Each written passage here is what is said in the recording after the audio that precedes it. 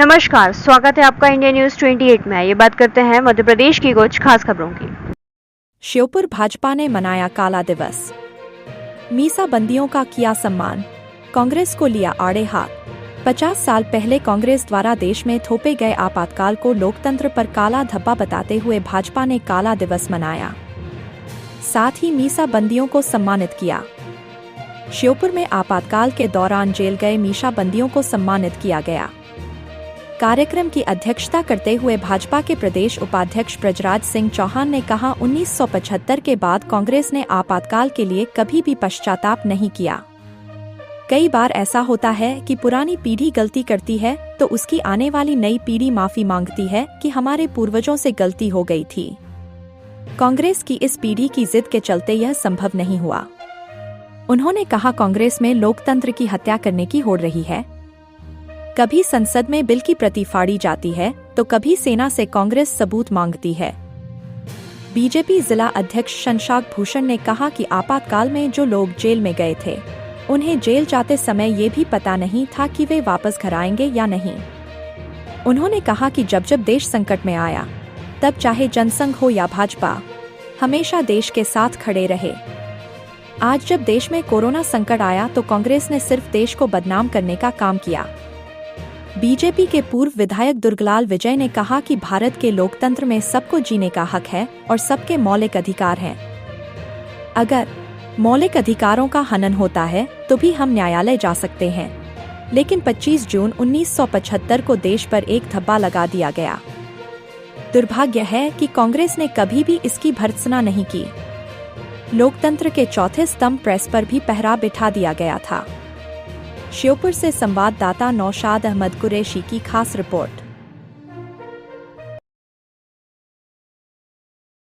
जब वो चुनाव में उन्होंने जिस तरह के साधन उपयोग में किए, राजनारायण जी ने एक पिटीशन दायर की, उनके खिलाफ जो प्रत्याशी थे, और उस पिटीशन में उन्होंने आरोप लगाया कि जो उनके पीए थे सरकारी, वो उनके पार्टी कपूर साहब एजेंट बने, और एक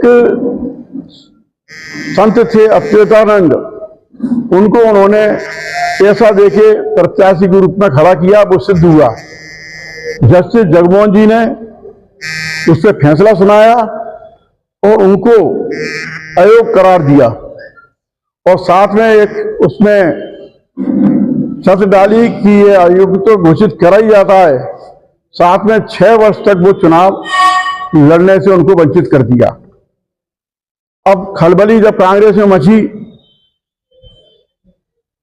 और उनके बेटे संजय गांधी उस समय उनके साथ रहते थे, उन सबने विचार किया। हालांकि कुछ कांग्रेसी जो वरिष्ठ थे, उन्होंने उनसे कहा कि इस्तीफा देना चाहिए, और उस समय कांग्रेस के अध्यक्ष बरुआ जी हुआ करते थे।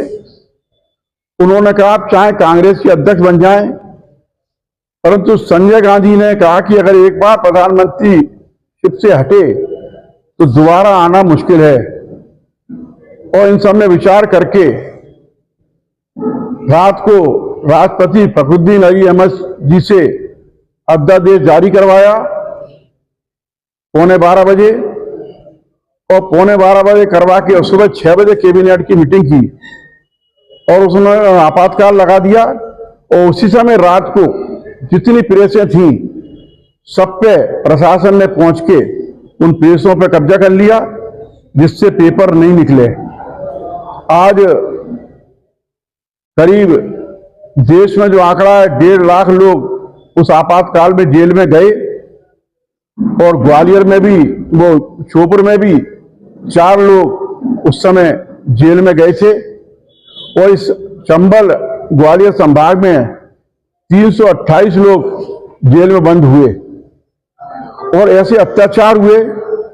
यहाँ पे एक विधायक रामस्वरूप वर्मा जी हुआ करते थे, उनको जब जेल में डाला तो उनके घर की जो हालत हुई, माली हालत खराब हुई, वो यहाँ के लोग जो पुराने हैं वो सब जानते हैं। यहाँ भी सभी लोग बैठे हैं मेरे साथ, उन्होंने भी उस समय का आपातकाल देखा है। तो आज जो कांग्रेस है वो संविधान बचाओ का नारा दे रही है। एक अभी उन्होंने छोटी सी एक किताब संविधान की बना ली थी और जहां भी जाते थे राहुल गांधी उस संविधान की किताब को दिखा के और ये प्रदर्शित करते थे कि संविधान बचाने का काम सिर्फ कांग्रेस का है, जबकि 50 वर्ष पूर्व उनकी दादी ने जो किया उसको लोगों को नहीं बता रहे थे। आज हम लोग 50 वर्ष में करोड़ों यहां बच्चे पैदा हुए जिन्होंने ना तो आपातकाल देखा ना आपातकाल के बारे में जानते हैं। हम लोग चाहते हैं कि लोगों को आपातकाल के बारे में बताएं। 50 वर्ष पूर्व कांग्रेस ने क्या किया, आज जो नाटक कर रहे हैं संविधान बचाने का, वो सिर्फ नाटक है।